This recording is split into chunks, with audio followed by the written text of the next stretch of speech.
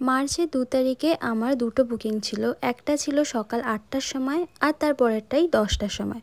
তো প্রথমে আমি কুদঘাটে পৌঁছে গেছিলাম। সেখানে এই দিদির শাড়ি ড্র্যাপিং আর হেয়ার স্টাইলের কাজ ছিল। তো চটপট করে আমি দিদিকে রেডি করে দিই। আর টাইম একদমই ছিল না বলে আমি কোনো ভিডিও নিতে পারিনি। তোমরা দিদির রিভিউটা শুনে নাও। পছন্দ হয়েছে, খুব ভালো লেগেছে। এরপর আমি বেরিয়ে যাই পরের লোকেশনের জন্য। সেটা ওখান থেকে মাত্র 10 মিনিটেরই দূরত্ব ছিল। আমি একটা র্যাপিডো বুক করে নিই আর পৌঁছে যাই করুণাময়ীতে। আমি এতটাই ল্যাথখোর যে সেই 2 তারিখের ভিডিও আমি আজকে পোস্ট করছি। আমি একদম টাইমে পৌঁছে যাই আর আমাকে খুব জোর করছিল বলে আমি একটুখানি ব্রেকফাস্ট করে নিই।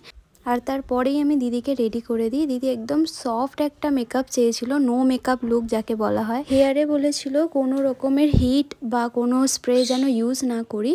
তো আমি একদম দিদিকে দিদির মনের মতন রেডি করে দিয়েছি। তার সাথে ছিল হাত কলকা আর পায়ে কলকা। তোমরা জানিও কেমন লাগলো। তার আগে দিদির রিভিউটা শুনে নাও। খুব ভালো লেগেছে, আমরা খুব খুশি। Thank you. হ্যাঁ, এইরকম একটা রিভিউ পেয়ে আমার পুরো দিনটাই যেন ভালো হয়ে গেছে। তো তোমাদের কেমন লাগলো জানিও। দেখা হবে পরে ভিডিওতে। টাটা।